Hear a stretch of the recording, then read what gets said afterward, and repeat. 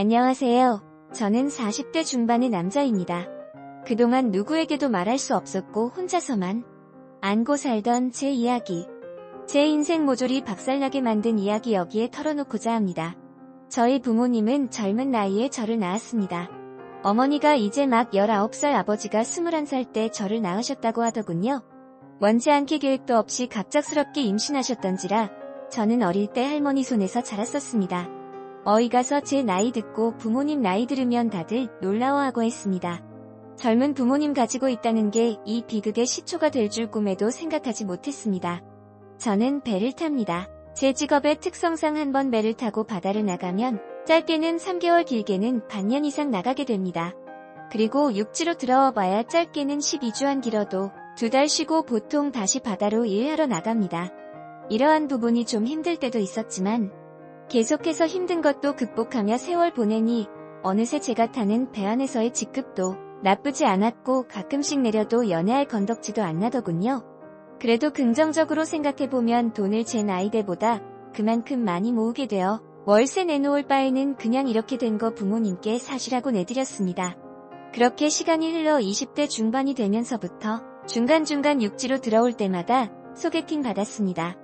20대 중반이 되니 정말 외롭기도 하고 여자친구 좀 만들어 보고 싶은 마음이 컸었기 때문이죠.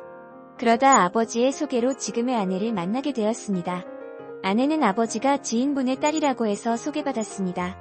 처가댁은 저희 집과 마찬가지로 돈이 많거나 그런 건 아니고 평범하게 직장 생활하신 장인과 가정주부로 살아오신 장모님, 그리고 공부에는 별 관심이 없었지만 지방대학을 나와 무난하게 격리로 일했던 아내였습니다.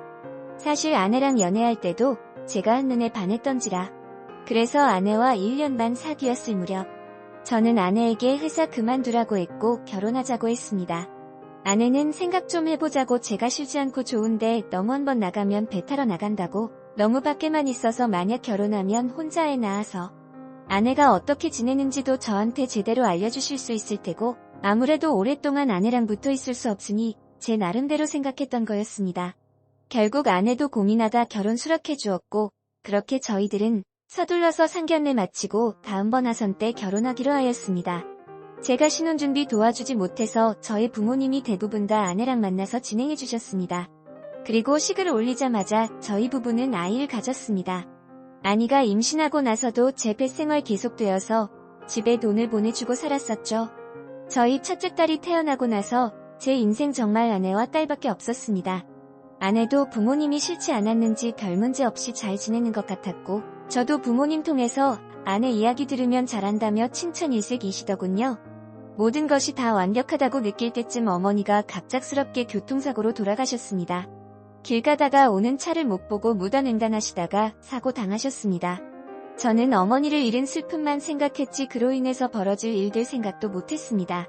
어머니를 잃은 슬픔도 잠시 전은 다시 배를 타기 시작했고 저희 집에는 아내와 저희 아버지만이 남이 있었죠.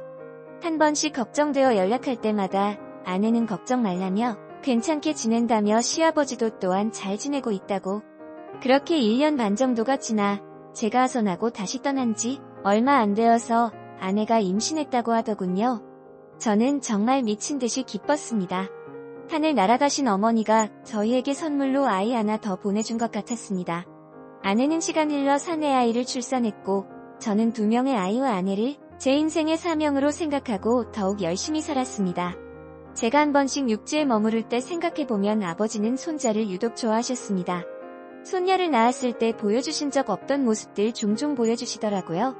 손녀 때는 그냥 좀 시큰둥하시던 분이 사내 아이라 저렇게 좋아하시는가 생각만 했었죠. 그러던 어느 날 저는 저희 배의 일정이 바뀌게 되어서 집에 예정보다 일찍 들어가게 된 날이 있었습니다. 그때 아이들 학교와 유치원에 가 있을 시간, 제가 문 열고 집 들어가니 안방에서 후다닥 소리가 들려왔고 저는 순간 불길한 예감이 들어 그대로 달려들어가 문 열었는데 세상에, 제가 상상한 것보다 그 이상의 현장 목격했습니다. 저는 아내가 바람 피워서 남자 집안에 끌여들였을 줄만 알았지 그 상대가 제 아버지일 거라고 상상조차도 못했습니다. 아버지와 아내는 다급하게 속옷을 입고 있다가 저와 눈이 마주쳤죠. 저는 그 자리에서 너무 맥이 풀려버려 주저앉았고 저는 멍하니 넋이 나가 아무 말도 못하고 있었습니다. 아내가 옆에 와 미안하다며 한 번만 용서해달라고 빌고 있고 아버지는 아무 말도 안 하고 그대로 집에서 나가버리시더군요. 아내는 제가 너무 옆에 없고 시어머니도 돌아가시고 시아버지와 매일 같이 둘만 있다 보니 어느덧 감정이 싹 터서 넘지 말아야 할 선을 넘게 되었다고. 저는 그래서 아내에게 언제부터 그랬냐니까 시어머니 돌아가시고 1년 정도 지나서부터였다고 하더군요. 그 말 듣자마자 불안한 생각이 들더군요.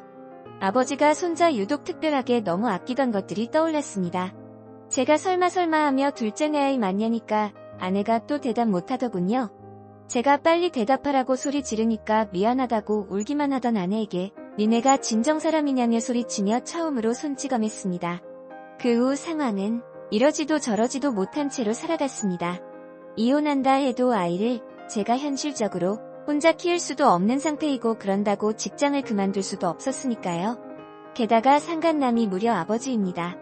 아내는 저에게 계속 한 번만 용서해달라고 그러한 사실들이 밝혀지면 자기는 도저히 못 산다고 2번 다시 이런 일 없을 테니까 용서해달라고 하더군요.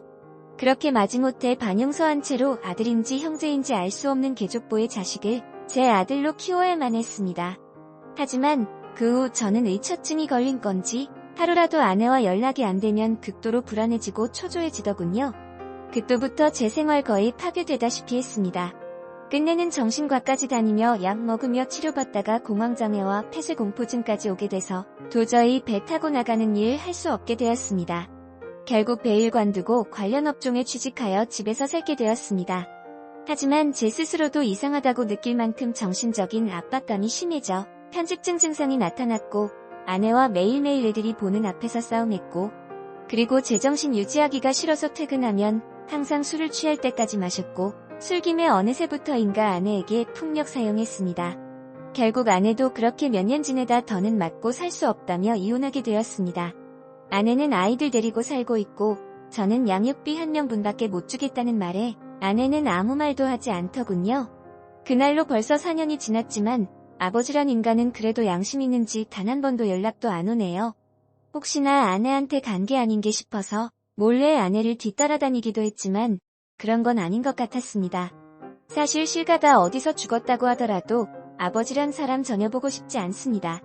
멀리서 아들 볼 때마다 너무 미워지는 마음과 아내가 너무 원망스러운 건 어쩔 수 없는 것 같습니다.